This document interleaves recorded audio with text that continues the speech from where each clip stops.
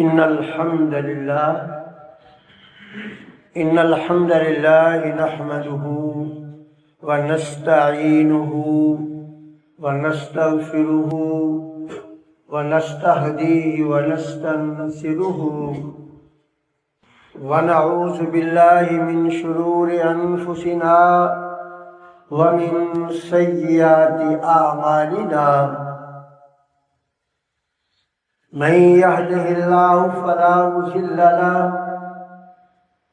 ومن يضلله فلا هادي له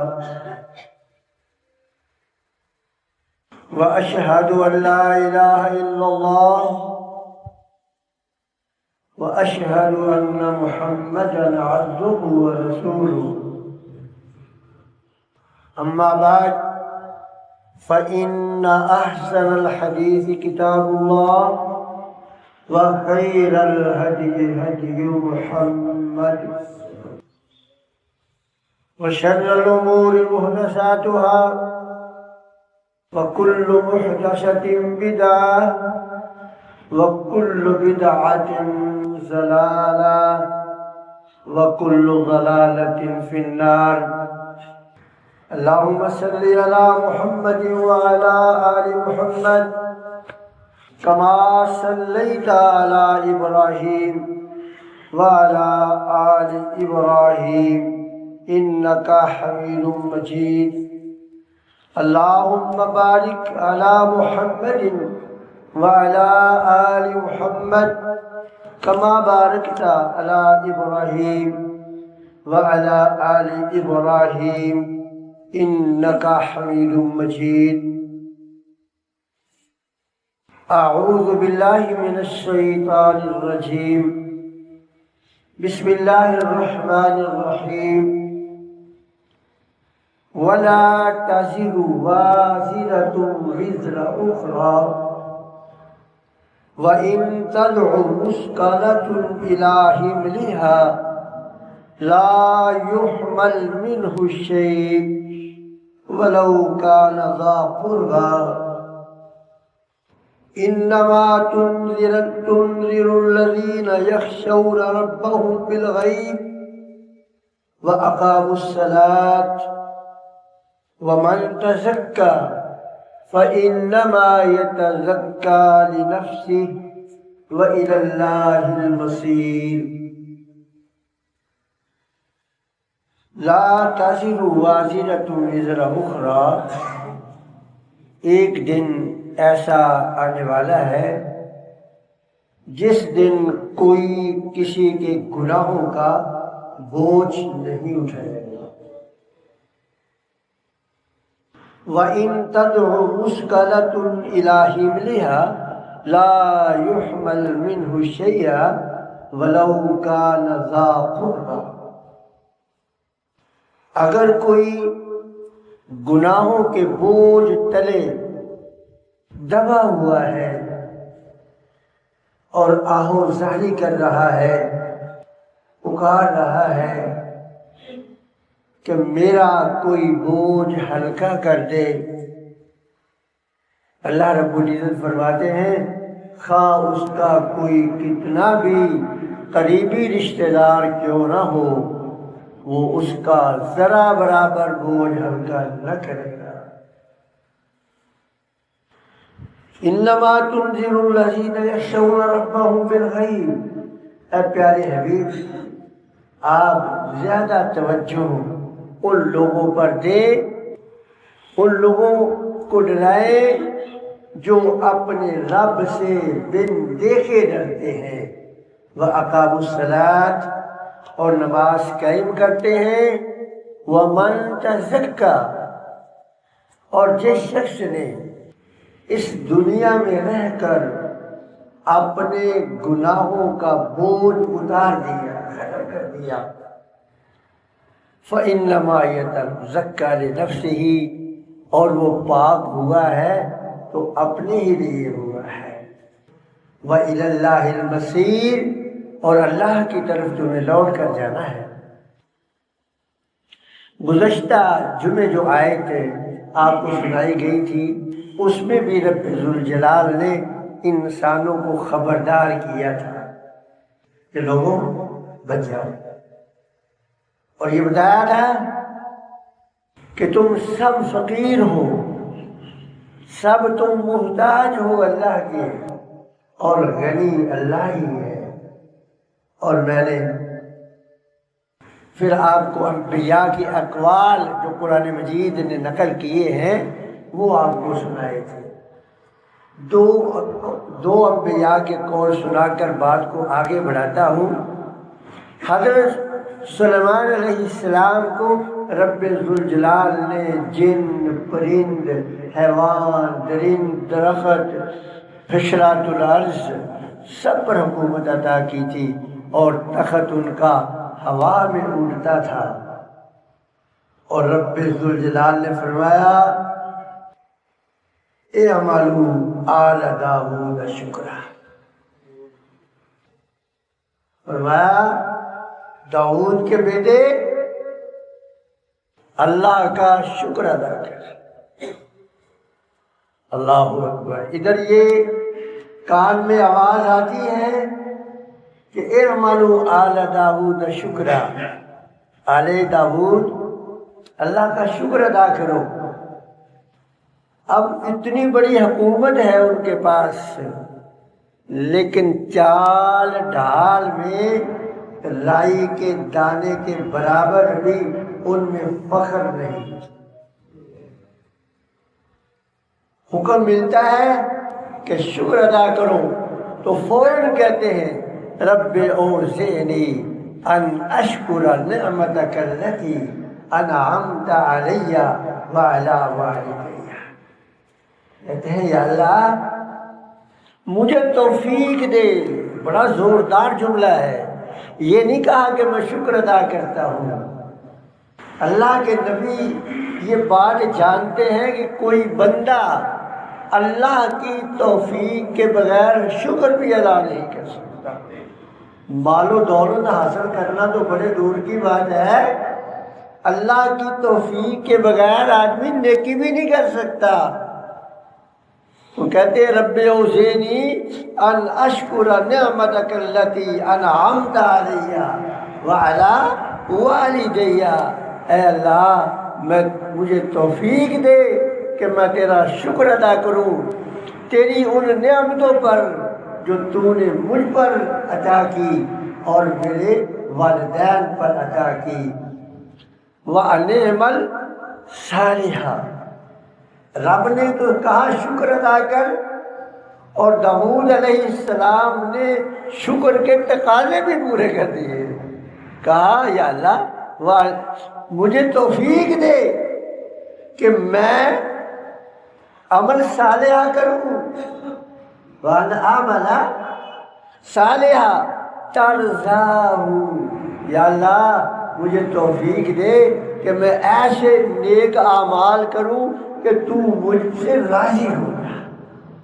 انبیاء کی پوری کوشش دنیا میں رہی کہ جس مالک نے ان کے سر پر نبوت کا تاج سجایا ہے اس مالک کو دنیا میں راضی کر لیا۔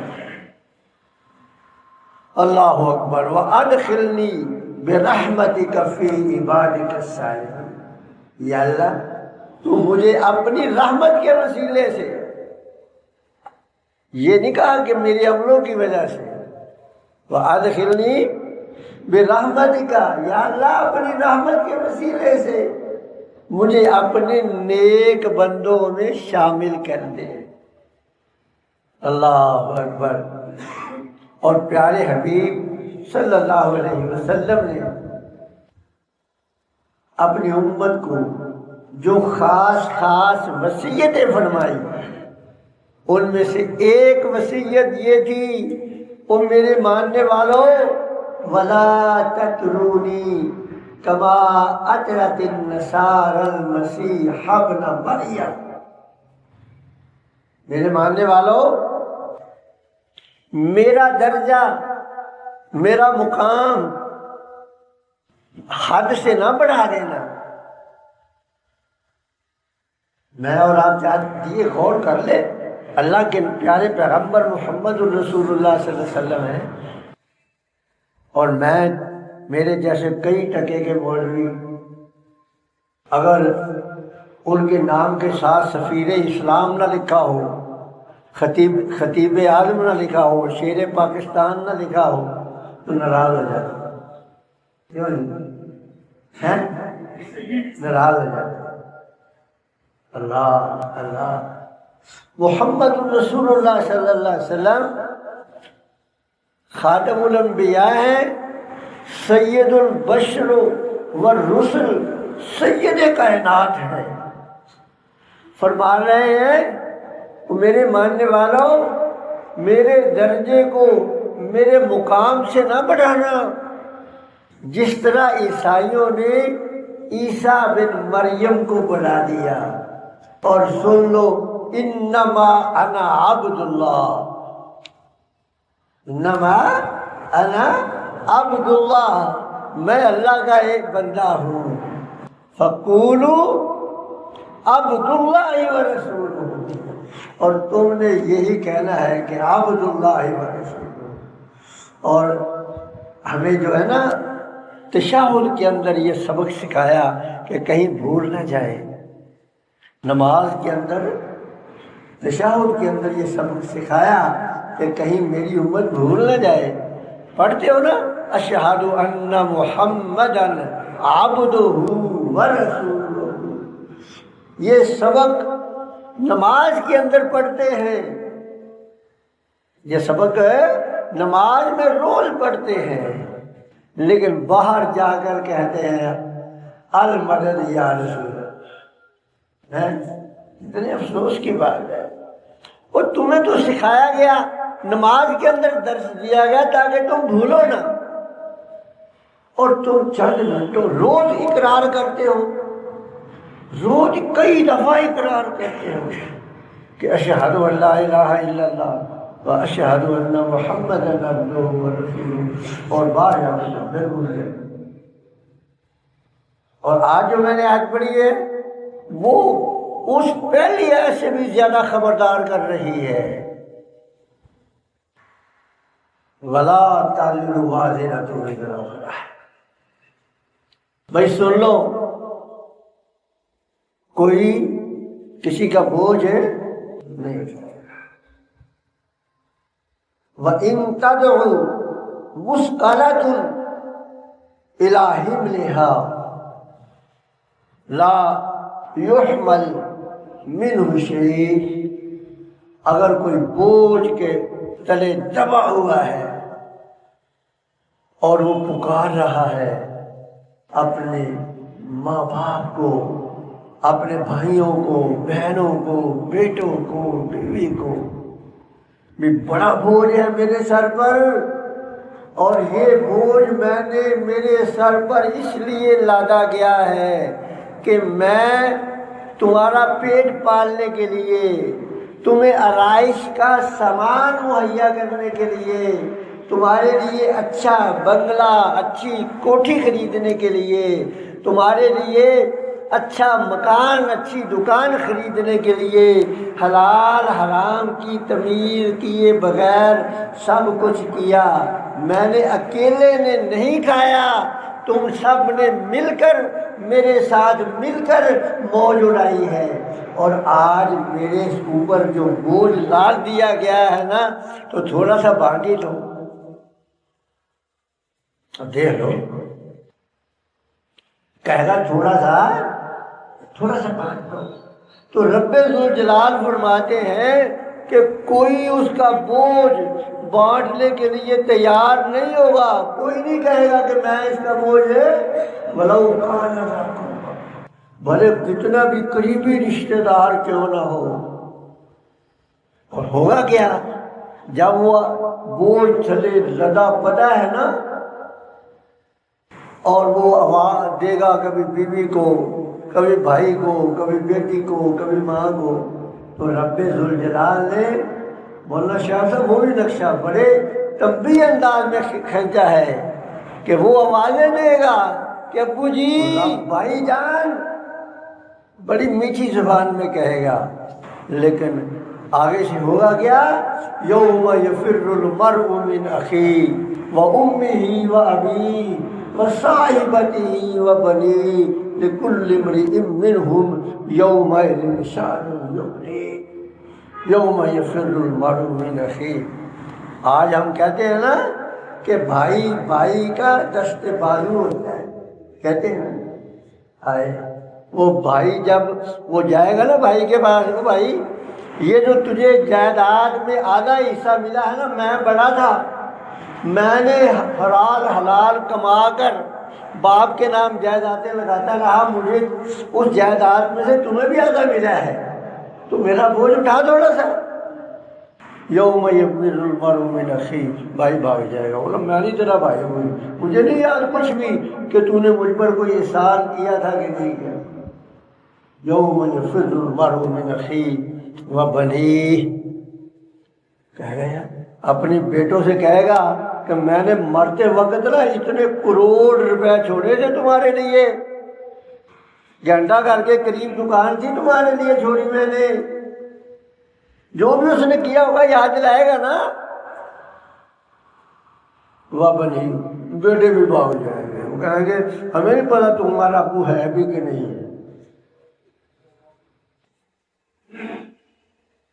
اپنی ماں سے کہے گا، ماں کہے گا امی جان تجھے مجھ سے بڑا پیار تھا، بڑی شفقت تھی، تو بڑا پیار کرتی تھی، میرے ذرا سی درد ہوتی تھی تو بے چین ہو جاتی تھی، اور آج میں بوجھ تھے مرا جا رہا ہوں، تو وہ شفقت مادری یا کا تھوڑا سا مظاہرہ کر، ماں بھی بھاگ جائے گی، ماں بھی نہیں بات سن، وہ بھی انکار، باپ انکار کر دے گا، ماں انکار کر دے گی، اولاد انکار کر دے گی، جسے ہم کہتے ہیں شریک حیات۔ بیوی کو کیا ہم کہتے ہیں؟ شریک حیات، اور کتنا ہم نے پیارا نام رکھا ہے شریک حیات، زندگی کی ساتھی۔ اور واقعی سب سے لمبا ساتھ جو ہے نا بیوی کا ہی ہوتا ہے شوہر کے ساتھ۔ اگر نکاح کے بعد وہ 50 سال زندہ رہا، 70 سال کی عمر ہے، تو 50 سال تو بیوی کے ساتھ زندگی ہوگی نا اس کی، 20 سال باقی بچ گئے۔ ہاں استغفر اللہ، وہ بیوی جو ہے نا وہ بھی انکار کرے، لِكُلِّ امْرِئٍ مِّنْهُمْ يَوْمَئِذٍ شَأْنٌ يُغْنِيهِ۔ ہر اس دن جو ہے نا اگر اپنے اپنے بوجھ سے دبا ہوگا، اور ہر ایک کو اپنی اپنی فکر ہوگی، وہ دوسرے کی بات کیا سنے گا، اسے تو اپنی بات کی فکر ہوگی۔ اللہ میری توبہ، رب ذوالجلال نے اسی مضمون کو دوسری جگہ پر فرمایا، یا ایھا الناس اتقوا ربکم، او لوگو اپنے رب سے ڈر جاؤ، تقوی اختیار کر لو، وخشو، اس دن سے ڈر جاؤ، یوم لا تجزی والد عن ولدہ، جس دن باپ اپنے بیٹے کے کچھ کام نہیں کرے گا۔ شفقت پدری ختم ہو جائے گی۔ اب تو جو ہے نا بیٹے کو کوئی ڈانٹ دے باہر سے تو باپ پیچھے پہنچ جاتا ہے، تم کون ہو میرے بیٹے کو ڈانٹنے والے۔ اس دن بیٹا بوجھ تلے دبا ہوگا اور باپ کچھ کام نہ کرے گا۔ وَلَا مَوْلُودٍ هُوَ جَازٍ عَنْ وَالِدِهِ، اور نہ بیٹا اپنے باپ کے کچھ کام آئے گا۔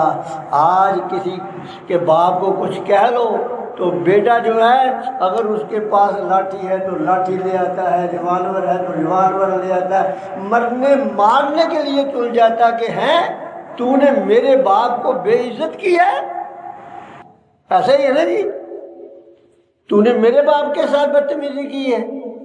لیکن اس دن وہی باپ جس کے لیے دنیا میں وہ مرنے اور مارنے کے لیے تیار تھا، آج وہ اپنے باپ کے لیے کوئی کام نہیں آئے گا۔ اب والدہ شیئا، شیئن کی تنوین جو ہے یہ تقلیل کے لیے، بالکل رائی کے دانے کے برابر بھی وہ نہیں کہے گا بھی چلو کوئی بات نہیں، اتنا سا بوجھ میں اٹھا لیتا ہوں۔ تو میرے بھائیوں، رب ذوالجلال نے ہمیں وارننگ دی ہے، خبردار کیا ہے کہ حلال حرام کی تمیز کیے بغیر جو تم کما رہے ہو، کھا سب رہے ہیں، لذتیں سب اٹھا رہے ہیں، مزے سب لے رہے ہیں، لیکن بوجھ تمہیں اکیلے کو اٹھانا پڑے گا۔ یہ بوجھ تیرے اکیلے کے سر پر، تیری گردن پر، تیری پیٹھ پر لاد دیا جائے گا، اور پھر کوئی تیرا بوجھ اٹھانے والا نہیں ہوگا۔ پھر اس کے بعد پہلے بھی اور آج بھی اللہ کی نہ شکری نہ قدری کرنے والے لوگوں کو بہکاتے ہیں۔ اس وقت بھی بہکاتے تھے، آج بھی بہکاتے ہیں، کہتے ہیں کہ آؤ ہماری بیعت کر لو۔ تو بس اتنا ہمیں خوش رکھو، ہم قیامت کے دن تمہیں اپنے جھنڈے کے تلے لے جائیں گے اور آ جاؤ۔ اس وقت بھی ایسے تھے، آج بھی ہیں کہ نہیں ایسے؟ اور کتنے لوگ ہمارے جیسے ہیں، عقل و شعور نہیں ہے۔ سب سے پہلے کسی سے ملو نا، وہ پوچھتا ہے کس کی بیعت ہے تمہاری، کس کی بیعت کی ہوئی ہے؟ اور اب تو جو ہے وہ ماشاءاللہ ٹوپیاں ایسی آ گئی ہیں کہ دور سے پتہ چلتا ہے کہ یہ فلان کا بیعت یافتہ ہے، پوچھنے کی بھی ضرورت ہے نہیں ہے۔ رب ذوالجلال ان کے بارے میں فرماتے ہیں وَقَالَ الَّذِينَ كَفَرُوا لِلَّذِينَ آمَنُوا اتَّبِعُوا سَبِيلَنَا،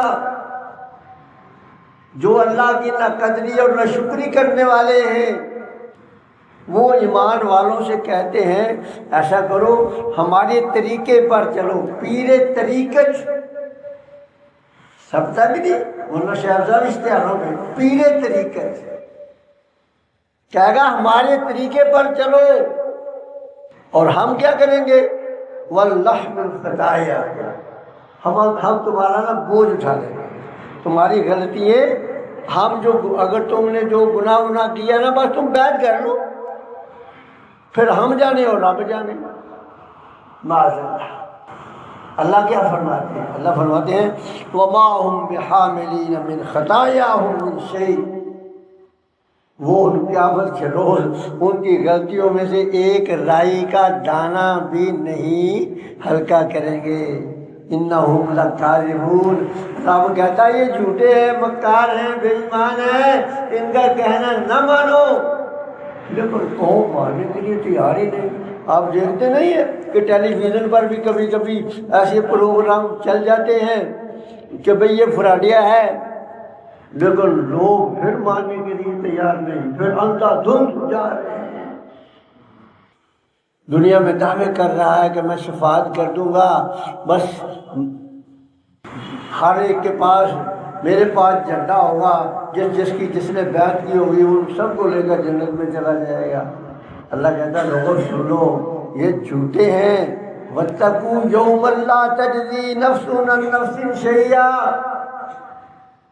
ڈر جاؤ اس دن سے جس دن کوئی کسی کے کام نہیں آئے گا، ڈر جاؤ اس دن سے۔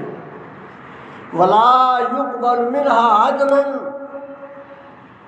اور پہلی بات تو یہ ہے کہ کوئی تیار ہی نہیں ہوگا، پہلی بات تو یہ ہے کہ کوئی تیار ہی نہیں ہوگا۔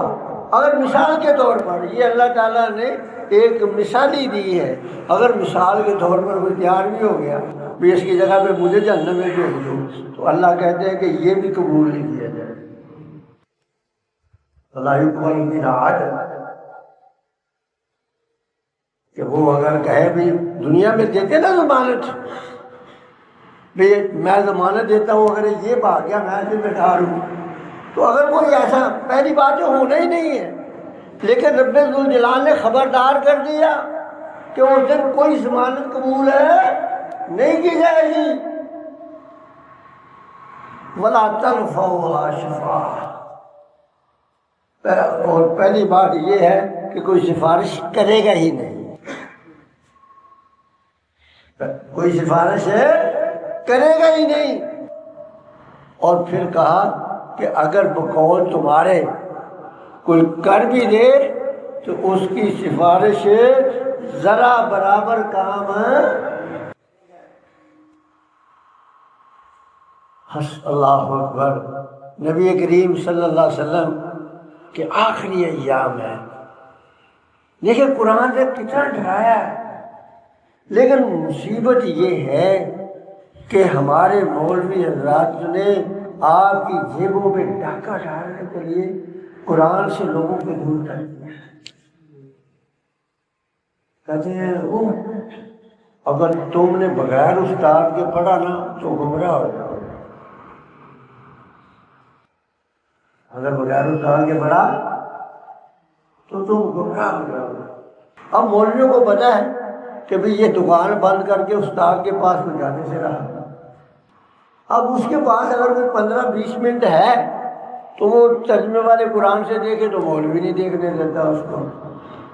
مولوی کو پتہ ہے کہ یہ مرغی، یہ بٹیرا میرے جال کے اندر پھنسا ہوا ہے، اگر اس نے قرآن پڑھ لیا تو میرے جال سے تو یہ نکل جائے گی۔ یقین جانے، بس آخری بات کہہ کے ختم کرنے لگا ہوں۔ میں نا وہ ہمارے ساتھ ایک پڑھایا کرتے تھے، وہ پہلے کٹر پیر پرست تھے، تو بعد میں اللہ نے ان کو ہدایت دے دی، تو میں نے ان کی تیمارداری کرنے کے لیے گیا، انہوں نے مجھے واقعہ سنایا، کہنے لگے حفصہ بھی میں نے کہا تمہیں تبدیلی کیسے آنا شروع ہوئی؟ اس نے کہا کہ بھئی ہمارا نا ایک پیر تھا، میں نے اس کی بیعت کی ہوئی تھی، تو اتفاق ایسا ہوا کہ میں نے نا بی ایڈ کر لیا، بی اے کیا، بی ایڈ کر لیا، اس میں اسلامیات بھی ہے، قرآن کی بہت ساری آیات بھی ہیں۔ تو کہتا وہ مجھے نا جڑا والے میں ملا وہ پیر جو تھا، تو مجھے پوچھتا ہے کہ بھئی ادھر کیسے آئے ہو؟ کہتا میں اس کے ساتھ بڑے ادب و احترام سے ملا جیسے ملا جاتا ہے، تو مجھے کہتا بھی ادھر کیسے آئے ہو؟ کہتا میں نے کہا میرا نا آج بی ایڈ کی اسلامیات کا پرچہ ہے۔ کہتا پھر تم ہمارے ہاتھ سے نکل گئے۔ تو میرے بھائیوں یہ جھاڑ لگائے ہیں، اگر یہ کتاب سے ہدایت نہیں ملے گی تو دنیا میں کوئی ایسا چشمہ ہے، کوئی ایسا مرکز ہے جہاں سے ہدایت مل جائے؟ تو یہ جال لگائے ہوئے ہیں، تو اللہ کے بندوں ڈر جاؤ، یہ دن ایسا آنے والا ہے جو ابھی آپ کو سنایا ہے، بڑا خطرناک دن ہے، کوئی کسی کے کام نہیں آنے کا۔